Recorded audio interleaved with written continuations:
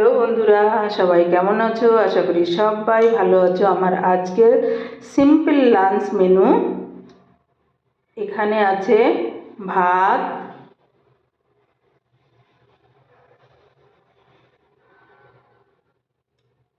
এখানে আছে ঝাল ঝাল আলু ভর্তা, আর এখানে আছে ভেন্ডি ভাজা,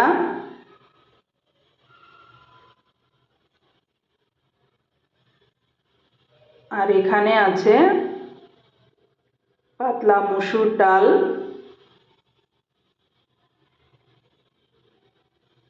আর এখানে আছে স্যালাড। বন্ধুরা, স্যালাড ছাড়া তো খাওয়া অসম্পূর্ণ আমাদের। আর এখানে আছে ব্যাট পাঁপড় ভাজা। বন্ধুরা, আমার সিম্পল মেনুটা কেমন হলো কমেন্টসে জানিও। থ্যাংক